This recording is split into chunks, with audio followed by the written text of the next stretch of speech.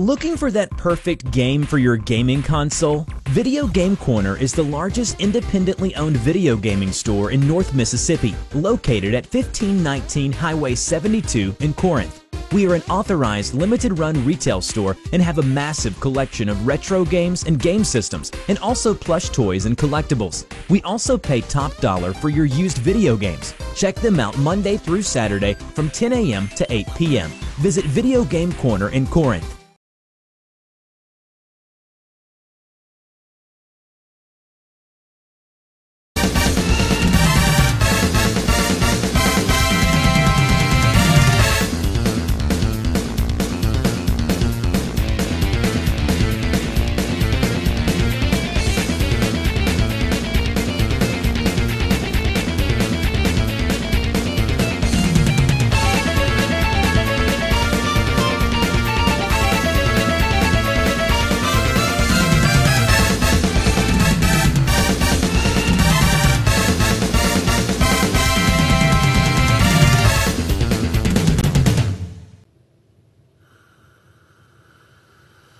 Okay, so for those of you who don't know, I am a rather big fan of H&K. I'm a rather huge fan of SMGs. I'm also a pretty big fan of 45 ACP.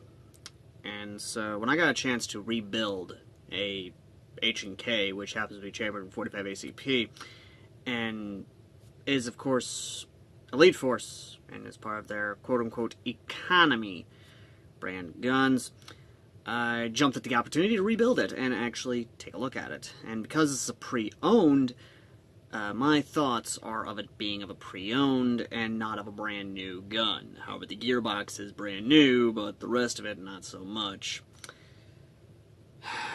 The sad thing, though, is that everything about it does not warrant the price tag it has.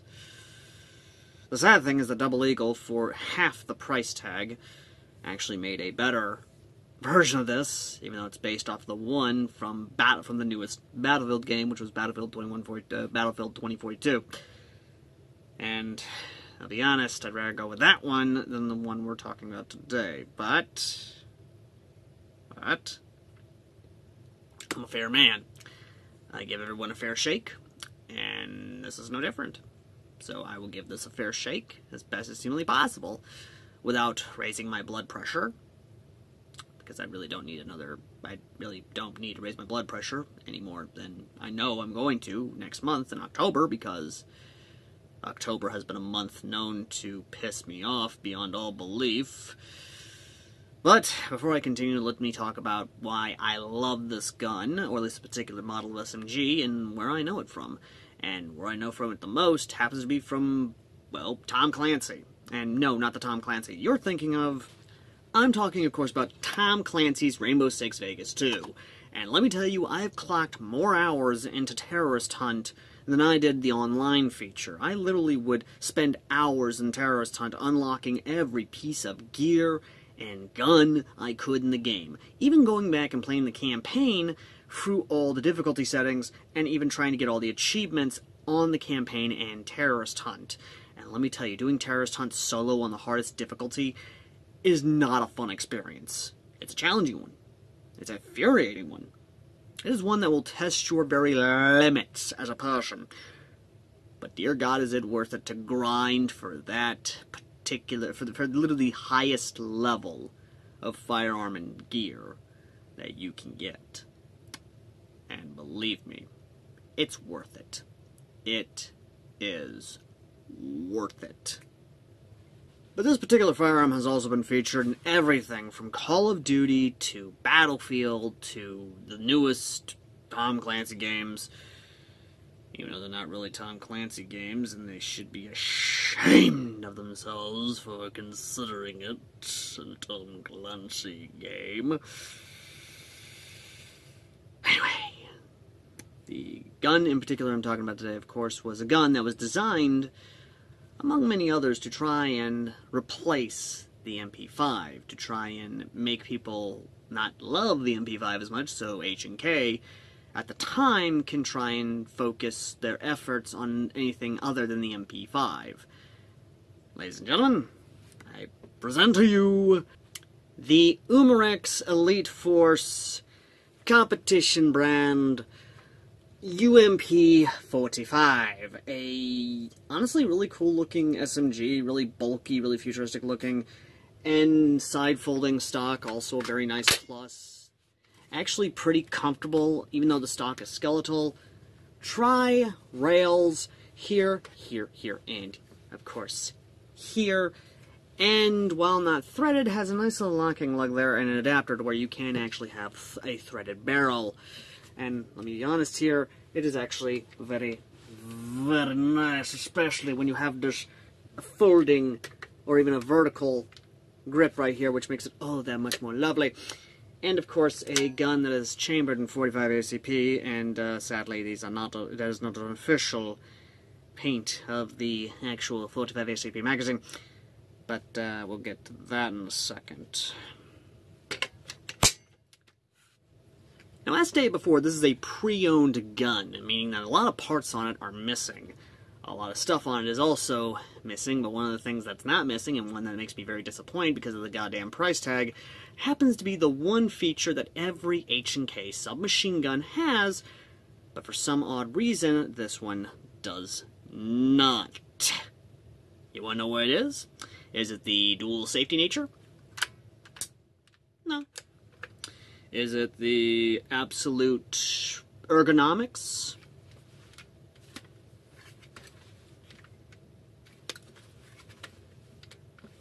No. Is it the fact that this thing takes a lot of inspiration from AR-15s and Armalite systems as a whole in terms of its bolt release and, you know, safety settings? Sadly, my bolt release is missing, but no. Is it the fact that apparently this thing, they thought it was a good idea to make a $200 AEG and not give us the H&K slap? Excuse me, the fuck did you just say? Yes, that is exactly what they did. They decided to make this thing not have the H&K slap, even though the bolt, even though this upper here has this bolt, which is deceiving. Nice fucking model! And just...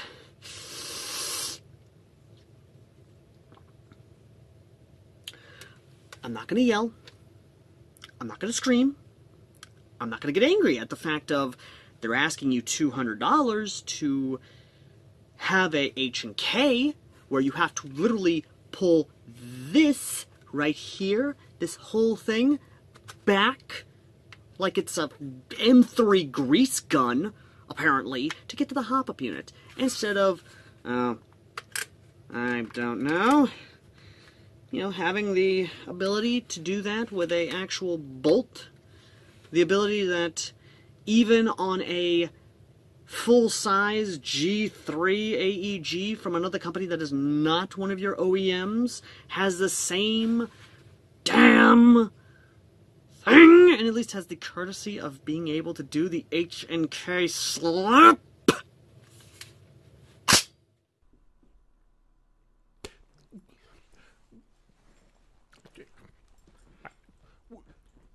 What the fuck? Now, while I will not yell or scream in this video, I will at least play these two clips of my feelings towards the fact that they decided that for a $200 gun, they don't give you the H&K slap, even though this thing is set up to do the HK slap. So I present to you how I feel about this. Disappointed! Failure! Failure! You're still a failure! Failure! I can smell the failure! It is a failure, and it is a disappointment. And the sad thing is that SEMA actually produces their MP5s, mind you, for half the goddamn price. For no, not even that, for sub 150 to 160 to 140, hell, even 130, even 120 sub, you can get the HK slap in all the SEMA MP5s. Hell, Even the cheap one on Amazon, which only goes for about sub $70 to sub $100, still has the HK slap.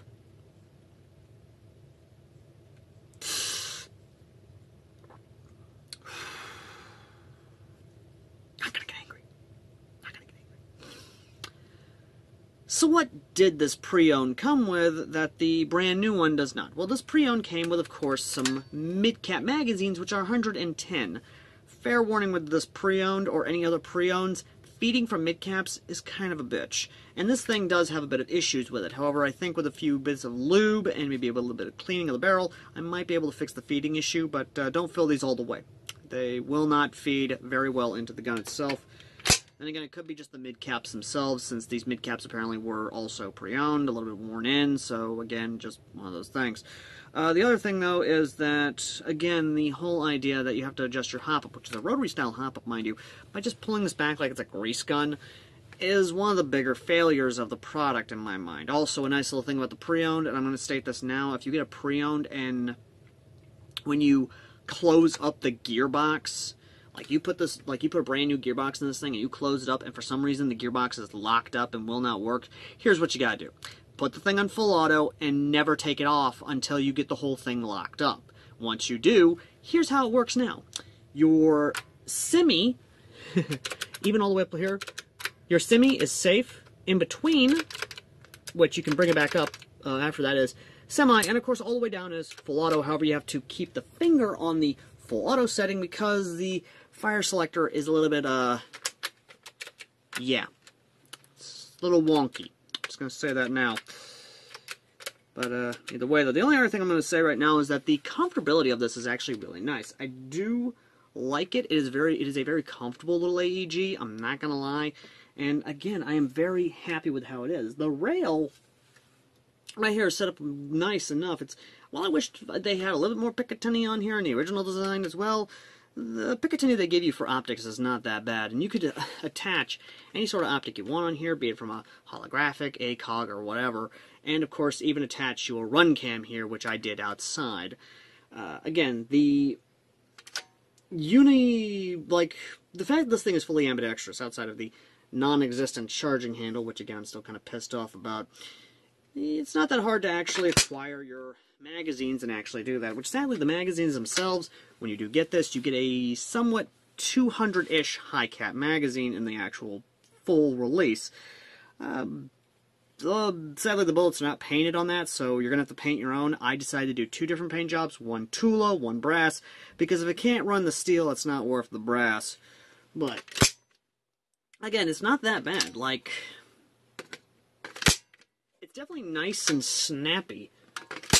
You can definitely audibly hear when you get a new magazine in there. That is a nice audible click. And while, yes, it will alert everyone and their mother to your position, if you're in a firefight and you are literally being hammered by BBs all around you in a CQB arena or otherwise, having that audible click to let you know you got a new magazine in is a well-loved addition. Now, the only other thing I'm going to say is your foregrip selection, not going to be easy. If you want any angle foregrips, you're going to have to take them apart and put them back together on here like a clamshell. I was able to get this on here because it's a small, short little foregrip, but everything else you're going to have to go with either standard vertical or some other, like, ones that will basically, like, clip on there. Again, it's not easy to do, but you can probably find some foregrips that will attach to this. But again, yeah. Now, the other thing, though, is that you can find adapters and attachments for your thread if you need it. And yes, you can, so you do have some thread possibilities for suppressors or anything of that nature. I personally will, of course, be going for suppressors because back in my Rainbow Six Vegas 2 days, I ran my UMP45 with suppressors, with a magnified optic, and a laser, with a magnified optic, because again, in that game, you can't exactly choose, or you can't exactly choose both at the same time, so, yeah, one of the downsides of it, of the game design, but it did make you be tactical, at least.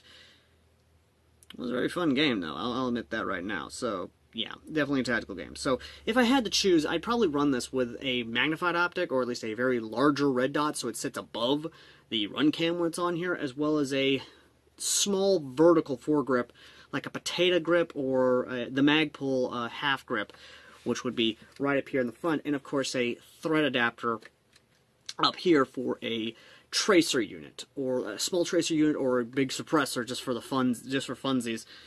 And of course, obviously, either a laser light combo probably for this, because again, as much as I do love my light, having some form of laser would be very nice to have.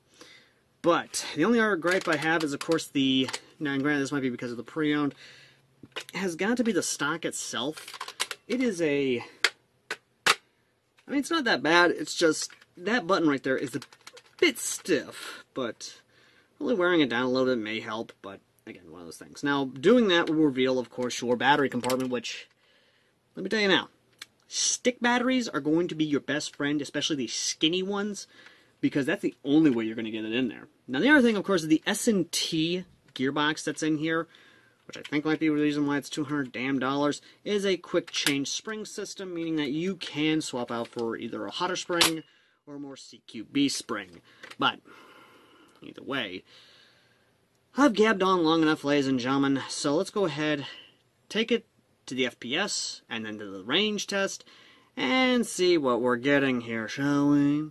Alright, so we have the UMP45 loaded up, of course, with Evike brand .2s. I've got the chronograph fully charged from the last video I did with it, so hopefully it works and we're not going to get inconsistent readings. So, Evike brand .2s, let's see what kind of FPS we're getting. 279, 283, 259, 284, 281, 232, 280, 283. So we're getting CQB limit FPS, which is a good thing actually, because this gun is marketed as a CQB basic gun. Now that doesn't mean you can't get, of course, upgrade springs to be able to bump it up to a bit of outdoor FPS, but really, why would you?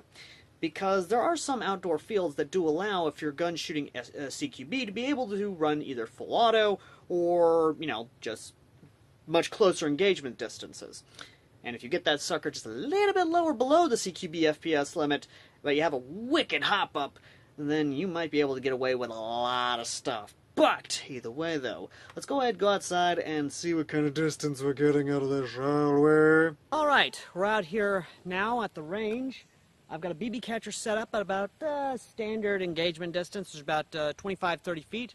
And then, of course, we're going to see if we can hit anything in the distance. So, let's go ahead and get our nice little HK45 up and running, which, by the way, I have a 8.4 volt in here because my 11.1 does not wish to fit, which, as I stated before many times already, this is a pre-owned, not brand new, so kind of finicky. Semi is safe. In between, which I have to go down, then up, that's semi-auto, and then all the way down. Yeah. So, let's go ahead and get our simulated Tula ammo, because, oh, that's brass. There's the simulated Tula.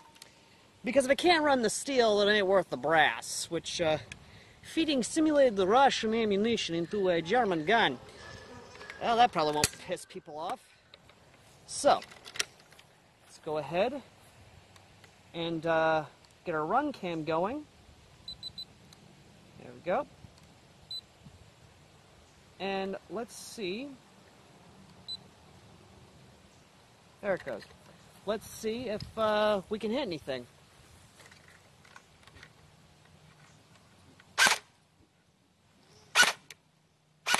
Oh, we've already got feeding issues. Yeah, that's the thing about pre-owns. They are finicky as all hell.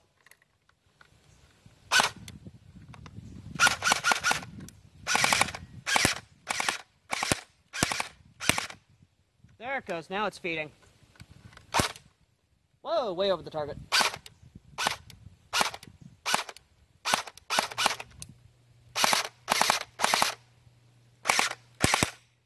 There it goes.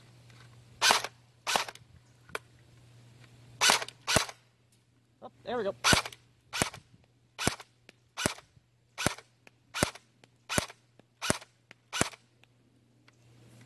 It's hitting. Now I'm curious about the actual full distance. See if we can hit the broadside of a barn.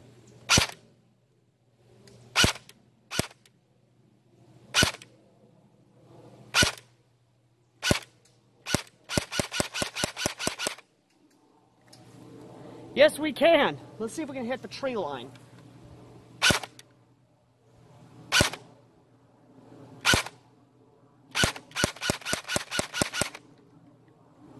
Yes, we are. And that is pretty impressive for this little compact piece. That's definitely saying something about the hop-up unit from Elite Force. So, let's go ahead and do a couple mag dumps on the BB catcher and see if, you know, if the issues are not as prevalent in the other magazine.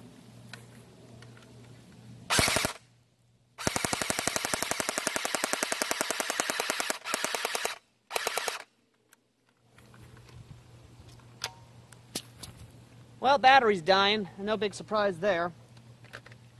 But let's see if we have any feeding issues out of this magazine.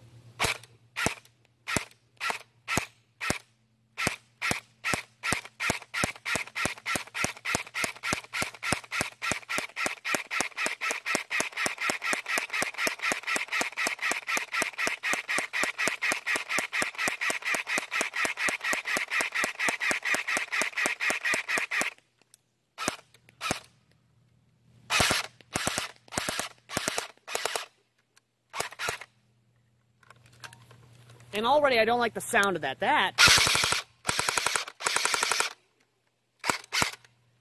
right there, if you don't know that sound, that sounds like the motor is literally going down.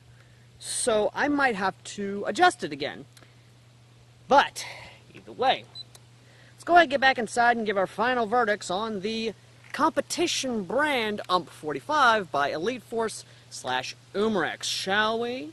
With the range in the FPS as it is, again being a pre-owned, for a pre-owned gun, it's not that bad. I'm very surprised at how well it actually is.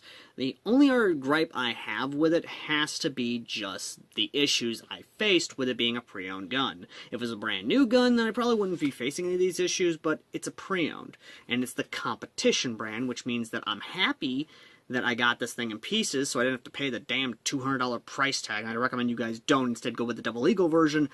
That's from Battlefield 2042, because that one has a lot of goodies and cool things, and I'm going to be linking you to, of course, my buddy Mystery, basically OT Airsofter's review of it, just so you can check it out and see all the cool stuff it can do for half the price versus this damn thing. Which I know it came out a long time ago, but I'm sorry. For $200, I expect more out of this. And while, yes, again, it might be a pre-owned, that doesn't excuse it from the final score. This, ladies and gentlemen, is no more, no less than a 7 out of 10. Understand that is a pre-owned status. It is a 7 out of 10 because it's a decent gun, but there are so many issues you will get out of it being pre-owned. Meaning that brand new, you probably will be facing a lot more issues out of it than you may face it with a pre-owned.